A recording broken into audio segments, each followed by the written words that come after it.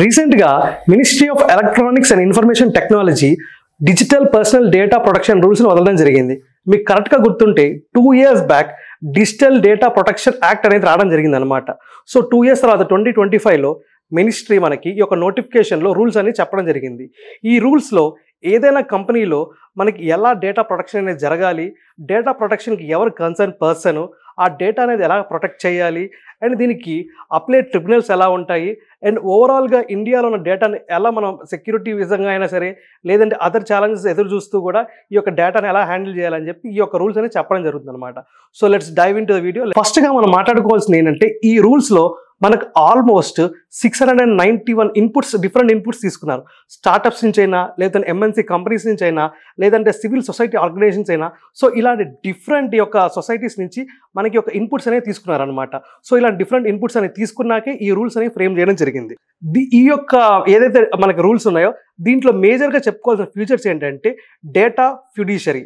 Data ఫ్యూడిషరీ అనేది ఒక person, ఏదైనా ఒక organisation, let it be Google, Microsoft, Meesho, Flipkart, Amazon, anything, Rapido, ఏదైనా సంస్థ అనేయండి లేదంటే ఈవెన్ ఏదైనా చిన్న స్టార్టప్ కంపెనీ అనండి, దాంట్లో మనకి ఒక డేటా ఫ్యూడిషరీ అనే వాళ్ళు ఒకరు ఉండాలన్నమాట. ఈ person he is the sole responsible for all the data in that system. So ఎవరైతే citizens or students or employees or వాళ్ళకి వస్తున్న కస్టమర్స్, సో వీళ్ళందరి డేటా కూడా he is the one managing those data things. దీంట్లో మనకి వన్ ఆఫ్ ది థింగ్ ఏంటంటే ఇంకోటి data principal. So ఎవరైతే మన కస్టమరు ఆ డేటా ఇస్తున్నాడో వాళ్ళని మనం డేటా ప్రిన్సిపల్గా తీసుకుంటాం. సో డేటాని మేనేజ్ చేసే వాళ్ళనేమో డేటా ఫిడ్యూషరీ అంటాం. అదేవిధంగా ఎవరైతే డేటాని కన్సెంట్తో ఆ కంపెనీకి ఇస్తున్నారో వాళ్ళని మనం డేటా ప్రిన్సిపల్గా అంటాం. సో ఈ విధంగా చాలామంది అంటే data principles not single unit, ఇట్లా చాలామంది కలిసి ఆ డేటా మొత్తం కూడా కంపెనీకి ఇవ్వడం జరుగుద్ది అనమాట. సో ఇప్పుడు మనం చూసుకుంటే దీన్ని ప్రాసెస్ చేసే అధికారం ఎవరి దగ్గర ఉంటుంది? డేటా ఫిడ్యూషరీ దగ్గర ఉంటుంది. అయితే ఆయన డైరెక్ట్గా చేయకపోయినా సరే ఆయన యొక్క కన్సర్న్, ఆయన యొక్క సబార్డినేట్ అయినా మనకి డేటా ప్రాసెసర్ అని ఒక పర్సన్ ఉంటాడు. సో ఆ డేటా ప్రాసెసర్ వీళ్ళు ప్రాసెస్ దిస్ డేటా అని చెప్పొచ్చు. నెక్స్ట్ మనకి కన్సెంట్ మేనేజర్. కన్సెంట్ మేనేజర్ అంటే ఎవరు? కన్సెంట్ మేనేజర్ అంటే బేసిక్గా ఎవరైతే ఇప్పుడు మనకి ఏ కంపెనీకి అయితే మనం ఇప్పుడు ఫర్ ఎగ్జాంపుల్ మనకి ఫోన్లో అయినా సరే లేదంటే ఏదైనా యాప్ డౌన్లోడ్ చేసుకున్నా సరే మనం పర్మిషన్స్ ఇస్తా ఉన్నాం. సో అక్కడ మనకి లేదంటే different type of platforms, physical ప్లాట్ఫామ్స్లో మనం కన్సెంట్ ఇస్తా ఉన్నాం. సో ఇలాంటి అన్ని ప్లాట్ఫామ్స్కి కూడా మనకు ఒక డేటా అనేది ఏదైతే ఉందో దానికి మనం ఒక కన్సెంట్ ఇస్తాం కదా, అది చూసుకునే వాళ్ళ కన్సెంట్ మేనేజర్. సో ఇప్పుడు మీరు కీ టర్మ్స్ గుర్తుపెట్టుకున్నారు కదా, డేటా ఫ్యూడిషరీ, అదేవిధంగా డేటా ప్రిన్సిపల్, అదేవిధంగా data processor, so and consent manager. ఈ 4 కూడా ఇంపార్టెంట్ ఫీచర్స్గా చెప్పుకోవచ్చు. సో వీటితో పాటు ఇప్పుడు ఇవన్నీ కూడా ఏంటంటే ఇన్ హౌస్ అనమాట. అంటే ఒక కంపెనీ లోపల ఉండే మనకి ఏవైతే ఫీచర్స్ మాట్లాడుతున్నాం. అయితే ఒకవేళ ఇక్కడి నుంచి బ్రీచ్ అయ్యి మనం ఎవరికైనా ఒక హయ్యర్ లెవెల్లో ఒక కంప్లైంట్ రేజ్ చేయాలనుకోండి, దాన్నే మనం అపిలేట్ ట్రిబ్యునల్ అంటాం. ఈ అపిలేట్ ట్రిబ్యునల్ని మనం TDSAT అంటాం. TDSAT అంటే ఏంటంటే telecom dispute settlement and appellate tribunal అనమాట. సో ఈ యొక్క ట్రిబ్యునల్ అనేది మనకి ఒక ఏదైతే న్యూఢిల్లీ ఉందో అక్కడ సిచ్యువేట్ అయ్యి ఉంటుంది ఈ యొక్క అపిలేట్ ట్రిబ్యునల్. సో మనకి ఇక్కడ ఎక్కడైనా ప్రాబ్లం అయితే ఈ లోకల్ లెవెల్లో మనం దీని యొక్క next level appellate tribunal TDSAT Delhi దగ్గర ఉంటుంది, దీంట్లో మనం అపీల్ చేసుకోవచ్చు అనమాట. నెక్స్ట్ మనం ఫార్వర్డ్కి వెళ్తే దీంట్లో మనకున్న కోర్ ప్రిన్సిపల్స్ ఏంటి? కోర్ ప్రిన్సిపల్స్ ఏంటంటే కన్సర్న్ అండ్ ట్రాన్స్పరెన్సీ. సో దీంట్లో మనం ఎవరి నుంచి అయితే ఈ యొక్క ఏదైతే డేటా తీసుకుంటున్నామో ఆ కస్టమర్స్ దగ్గర నుంచి మనకు కన్సర్న్ అండ్ ట్రాన్స్పరెన్సీ ఉండాలన్నమాట. దాంతోపాటు పర్పస్ లిమిటేషన్, అంటే ఏ పర్పస్ కోసం అయితే వాళ్ళు డేటా తీసుకున్నామో ఆ పర్పస్ వరకే వాడాలి. ఇతర పర్పస్కి దాన్ని లీక్ చేయడమైనా సరే లేదంటే దాన్ని మిస్యూజ్ చేయడమైనా సరే జరగకూడదు. Next data minimisation. So data ఏదైతే ఉందో మనం మినిమం ఒక 3 months పాటు డేటా స్టోరేజ్ చేసుకొని లేదంటే తక్కువ యూటిలైజ్, అంటే ఎంత తక్కువ యూజ్ ఆఫ్ డేటా అయితే అంత ప్రాసెస్లో, సో ఎంత తక్కువ లిమిటేషన్ ఆఫ్ డేటా ఉంటే అంత బెస్ట్ అనమాట. సో కస్టమర్ నుంచి మనం ఎక్కువ డీటెయిల్స్ అడగకూడదు. మనకి ఏదైతే వర్క్ కంప్లీట్ అవ్వడానికి ఉంటుందో సో అంతవరకు డేటా అడిగితే సరిపోయింది ఎప్పుడు కూడా. Next accuracy. So accuracy of data కూడా మెయింటైన్ చేయాలి. Next storage limitation. Storage limitation అంటే ఏంటంటే మీరు ఫర్ ఎవర్గా డేటాను స్టోర్ చేయడానికి కూడా లేదు. సో ఒక పర్టికులర్ టైం తర్వాత ఏదైతే ఆ డేటా ఉందో దాన్ని మనం ఎరేజ్ చేస్తూ ఉండాలన్నమాట. నెక్స్ట్ సెక్యూరిటీ సేఫ్ గార్డ్స్ కూడా తీసుకోవాలి. సో మీరు ఏదైతే ఆర్గనైజేషన్ ఆ యొక్క డేటా హ్యాండిల్ చేస్తుందో దాంట్లో ఆ సేఫ్టీ అనేది ఖచ్చితంగా ఉండాలి అండ్ ఆ యొక్క డేటా లీక్ కాకుండా ఆర్గనైజేషన్ అనేది ఖచ్చితంగా కస్టమర్ డేటా కాపాడాలి. Next accountability.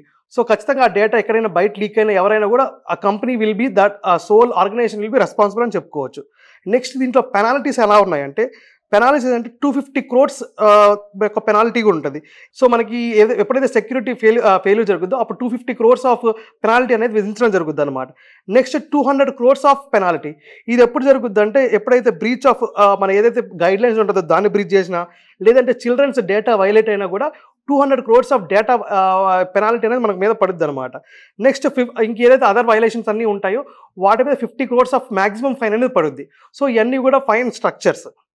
నెక్స్ట్ దీంట్లో కీ ప్రొవిజన్స్ చూసుకుంటే ఏదైతే ఇప్పుడు రూల్స్ వచ్చాయో ఈ రూల్స్కి తగ్గట్టుగా రాబోయే 18 నెలల్లో ప్రతి కంపెనీ కూడా రిజిస్టర్ చేసుకోవాలి ఈ యొక్క వాళ్ళ యొక్క ఏదో స్ట్రక్చర్ ఉందో. సో ఈ రూల్స్కి తగ్గట్టుగా ఆర్గనైజేషన్ అన్ని కూడా వాళ్ళ యొక్క మార్పులు చేర్పులు చేసుకోవాలన్నమాట రాబోయే 18 నెలల్లో. Next breach notification. ఇప్పుడు ఒకవేళ ఈ యొక్క బ్రీచ్ నోటిఫికేషన్లో ఏంటంటే బేసిక్గా ఒక పర్సన్ యొక్క డేటా అనేది బ్రీచ్ అయింది అనుకోండి, ఆ బ్రీచ్ అయిన డేటా అతని యొక్క డేటా అనేది కాంప్రమైజ్ అయిందని చెప్పి తనకి ఇమీడియట్గా కన్సర్న్ పర్సన్కి చెప్పడం జరగాలన్నమాట. Next transparency and accountability. Fiduciaries must display clear contact details. అంటే ఎవరైతే ఇన్ఛార్జ్ పర్సన్ ఉన్నారో వాళ్ళ గురించి ఖచ్చితంగా పబ్లిక్ డొమైన్లో పెట్టాలి అండ్ అందరికి ఆర్గనైజేషన్ తెలియాలన్నమాట. He was the responsible for the data అని చెప్పి. నెక్స్ట్ దీంట్లో మనం అంతా కూడా ఆర్గనైజేషన్ టైప్ నుంచి ఆలోచిస్తున్నాం, కానీ ఇప్పుడు స్ట్రెంథనింగ్ రైట్స్ ఆఫ్ సిటిజన్స్ తీసుకున్నాం అనుకోండి, దీంట్లో బేసిక్గా ఏంటంటే సిటిజన్స్ విల్ గివ్, ఇప్పుడు సిటిజన్స్ కూడా కొన్ని రైట్స్ ఉంటాయి కదా. సో ఇప్పుడు డేటా మీకు ఇస్తున్నారంటే just not only organisation but citizens కూడా కొన్ని రైట్స్ అనేవి ఉంటాయి అన్నమాట వాళ్ళ యొక్క డేటాకి సంబంధించి. సో దాంట్లో రైట్స్ ఏంటో ఒక్కొక్కటి చూద్దాం మనం. Right to give, refuse and withdraw consent. ఇప్పుడు ఏంటంటే వాళ్ళ యొక్క డేటా అనేది ఇవ్వడానికి వాళ్ళు రైట్ టు గివ్ కింద ఇవ్వచ్చు, రైట్ టు రిఫ్యూజ్ అంటే రిఫ్యూజ్ అంటే ఏంటంటే డేటా ఇవ్వడానికి నిరాకరించవచ్చు, లేదంటే విత్డ్రా కన్సెంట్. విత్డ్రా కన్సెంట్ అంటే ఇచ్చిన ఆల్రెడీ డేటాని మన కన్సెంట్ విత్డ్రా చేసుకోవచ్చు అనమాట. సో ఈ మూడు కూడా రైట్స్ ఉంటాయి. Next right to know how their data is used. For example మీరు ఏదో ఒక విషయానికి వాళ్ళ ఫింగర్ ప్రింట్స్, ఐరిస్, అదేవిధంగా సిగ్నేచరు, లేదంటే ఇంకేదైనా సర్టిఫికేట్స్, వాళ్ళ ఫోటో ఇవన్నీ అడిగారు అనుకోండి. సో వాళ్ళకి ఆ డేటా అనేది ఎలా యూటిలైజ్ అయ్యిందో వాళ్ళకి తెలుసుకోవాలి. So that is one more important right for them. Next access there personal data. So వాళ్ళు ఏదైతే వాళ్ళు మీరు డేటా తీసుకున్నారో అది వాళ్ళు యాక్సెస్ చేయడానికి చూడడానికి ఉండాలన్నమాట ఒక portal. Next request corrections and update. For example మీరు అప్పుడప్పుడు చూస్తూ ఉంటారు ఆధార్ కార్డులో సర్నేమ్ పడకపోవడం, డేట్ ఆఫ్ బర్త్ రాంగ్ పడడం, ఇంటి అడ్రస్ రాంగ్ పడడం, ఫాదర్ పేరు రిజిస్టర్ అవ్వకపోవడం, ఇవన్నీ కూడా ఏంటంటే మనం కరెక్ట్ చేస్తూ ఉంటాం మీ సేవకి వెళ్ళి. సో అదేవిధంగా కూడా ఏ యొక్క ఆర్గనైజేషన్లో అయినా సరే ఈ యొక్క ఏదైతే డేటా ఉందో దాన్ని కరెక్ట్ చేసుకునే యొక్క అవకాశం కూడా మనకి ఇవ్వాలన్నమాట. And nominate someone and next right వచ్చేసి మనకి nominate someone to exercise their rights. ఇప్పుడు nominate someone to exercise their right అంటే ఏంటి? ఫర్ ఎగ్జాంపుల్ మీరు మీ యొక్క డేటాని యాక్సెస్ చేసుకునే పొజిషన్లో లేరు. ఫర్ ఎగ్జాంపుల్ మనకి ఎలక్షన్స్ అప్పుడు ఓట్ వేయలేరు అనమాట కొంతమంది physically challenged or old age people, లేదంటే ఎవరైతే ముసలి వాళ్ళు అయిపోతారో వాళ్ళ యొక్క థంబ్ ఇంప్రెషన్స్ అనేవి అరిగిపోతూ ఉంటాయి, లేదంటే వాళ్ళు ఇంకేదైనా హాస్పిటలైజ్ ఉంటారు, లేదంటే ఇంకెక్కడైనా ఉంటారు. సో ఏ టైప్లో అయినా సరే మనకి ఇప్పుడు ఫారెన్లో ఉన్నా సరే వాళ్ళ డేటాని వాళ్ళ బిహాఫ్గా ఇంకెవరైనా నామినీ దాన్ని ఆపరేట్ చేసే ఛాన్సెస్ కూడా ఇవ్వచ్చు అనమాట. So this is called right to nominate someone to exercise their rights. Next receive breach alerts quickly. ఇప్పుడు జనరల్గా ఏంటంటే ఏదైతే మనకి ఈ యొక్క ఆఫీసర్ ఉంటారో ఖచ్చితంగా వాళ్ళ యొక్క డేటా అనేది బ్రీచ్ అయినప్పుడు ఇమీడియట్గా వాళ్ళకి చెప్పడం కూడా జరగాలన్నమాట. So they have right to know if the data is breached immediately. And data గురించి ఎలాంటి ఒక కన్సర్న్ వచ్చినా సరే ఖచ్చితంగా 90 daysలో ఆర్గనైజేషన్ అనేది తిరిగి బదులు ఇవ్వాలి.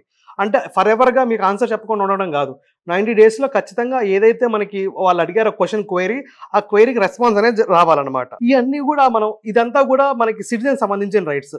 ఇప్పుడు మనం ఓవరాల్గా మాట్లాడుకుంటే ఏదైతే ఈ డేటా ప్రొటెక్షన్ యాక్ట్ ఉందో ఈ యాక్ట్ మనకి RTI సెక్షన్ 8 కింద ఇన్లైన్ అయి ఉందన్నమాట. అంటే ఇది అవుట్ ఆఫ్ ద లెజిస్లేషన్ వెళ్ళి చేసింది కాదు. ఇదైతే మనకి RTI యాక్ట్ సెక్షన్ 8 ఉందో దాని కింద ఈ యొక్క డేటా ప్రొటెక్షన్ యాక్ట్ అనేది ఇన్లైన్ అయ్యి ఉండి మనకి లెజిస్లేట్ చేయడం జరిగింది. మనం ఆల్రెడీ చూసాం ఏదైతే మనకి ఇంటర్నేషనల్ లెవెల్లో ఉందో, so general data protection act అని చెప్పి యూరోప్లో రావడము, లేదంటే అమెరికాలో కూడా ఈ యొక్క లెజిస్లేషన్ ఆన్ దీస్ డేటా మీద రావడము. సో ఈ విధంగా మనకి ఇంటర్నేషనల్ లెవెల్లో data has been is a new age oil అని చెప్పుకోవచ్చు. సో దీన్ని ప్రొటెక్ట్ చేయడానికి ప్రతి కంట్రీ కూడా చూస్తుంది. మనం అప్పుడప్పుడు ఈ యొక్క న్యూస్లో వింటూ ఉంటాం అనమాట డేటా కొలనైజేషన్ అని చెప్పి. అంటే కొన్ని కంట్రీస్ దగ్గరే ప్రపంచం యొక్క డేటా మొత్తం ఉందని చెప్పి. సో ఆ విధంగా ఏమైందంటే మన యొక్క కంట్రీ కస్టమర్ బిహేవియర్ తెలుసుద్ది. కస్టమర్ బిహేవియర్ కాకుండా మన బ్యాంకింగ్ ఎలా ఉందో, ట్రాన్సాక్షన్స్ ఎలా ఉందో తెలుస్తుంది. సో దాని అనుగుణంగానే మనకి రీసెంట్గా RBI కూడా ఏం చేసిందంటే ఏదైతే మనకి బ్యాంకింగ్ రిలేటెడ్ ట్రాన్సాక్షన్ డేటా ఉంటుందో అదంతా ఇండియాలోనే స్టోర్ చేయాలని చెప్పింది. సో ఈ యొక్క ఏదైతే డేటా ప్రొటెక్షన్ యాక్ట్ ఉందో ఖచ్చితంగా మన యొక్క సిటిజన్స్ యొక్క డేటాని సెక్యూర్గా చేయడం కోసం తీసుకొచ్చిన వన్ ఆఫ్ ది వెల్కమింగ్ స్టెప్గా చెప్పుకోవచ్చు. So I hope you like this video and for more such content please subscribe to Abhiram IAS. Thank you.